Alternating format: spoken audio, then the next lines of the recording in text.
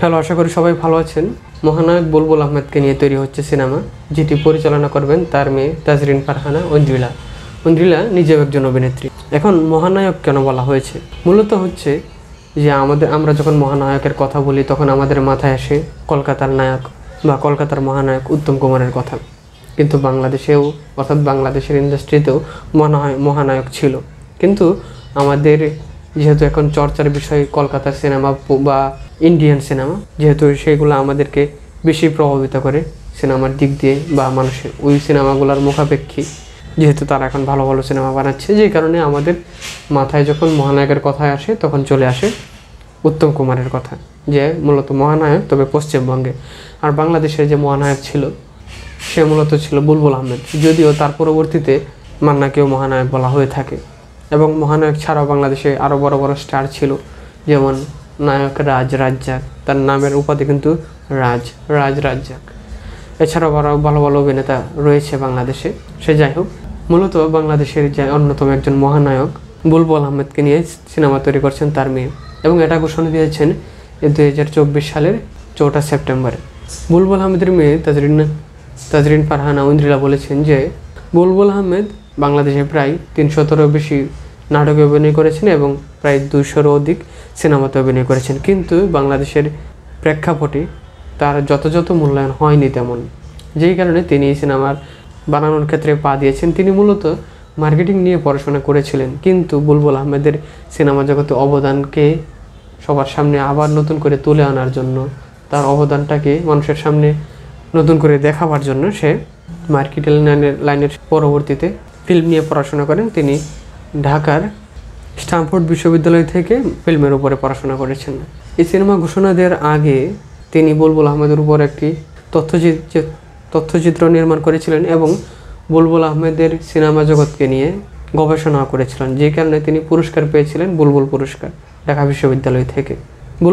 বুলবুল Ahmed cinema জগতে এসেছিলেন পূর্বাভাস নামে একটি নাটক দিয়ে, যেটি মূলত 1968 সালে নির্মাণ হয়েছিল, এবং তারও 5 বছর পর 1973 সালে ইয়ে করে বিয়ে সিনেমার মধ্য দিয়ে সে সিনেমা জগতে প্রবেশ ঘটে এবং সে দীর্ঘ 44 বছর সিনেমা জগতে থেকেছে। এবং সেই সময়ের মধ্যে সে সিনেমা জগতের মধ্যে থাকার সময়ে সে সিনেমাতে অভিনয়, সিনেমা পরিচালনা এবং প্রযোজনাও করেছেন।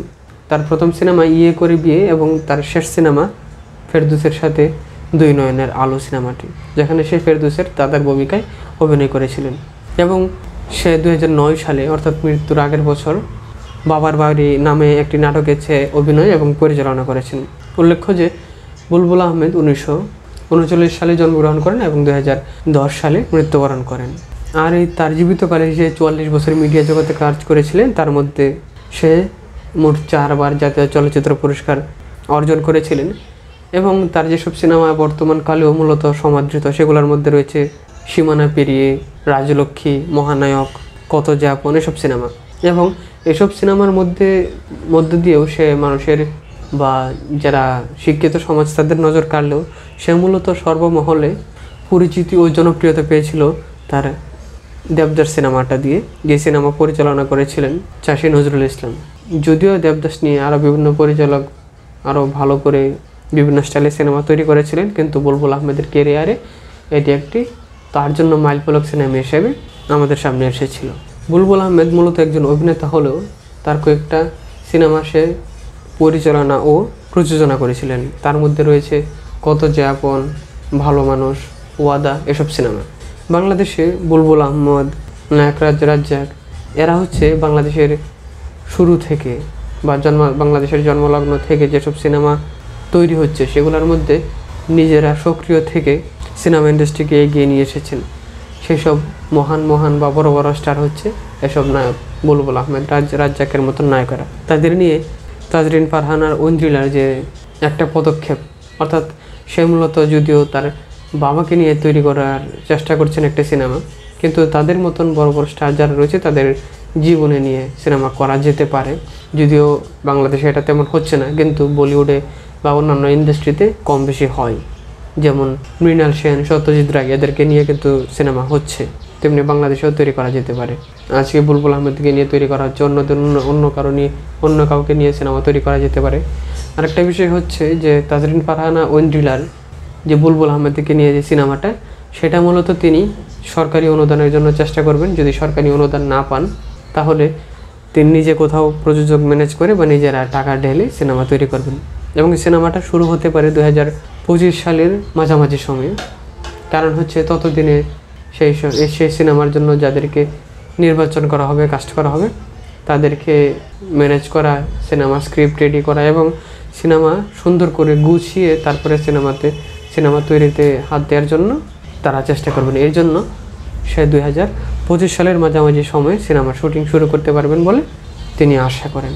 তাও দেখা যাক সিনেমা মুক্তির পর সিনেমাটা কেমন হয়, তবে আশা করি ভালো হবে। কারণ হচ্ছে সে সিনেমাটা বুলবুল আহমেদের জীবনে নিয়ে যতটুকু চেষ্টা করবে তৈরি করার একজন পরিচালক হিসেবে, তার চেয়ে বেশি চেষ্টা করবে বা বেশি ডেডিকেশন দেখাবে এই জন্য যে বুলবুল আহমেদ তার জন্য শুধু একজন নায়ক না, তার পিতাও।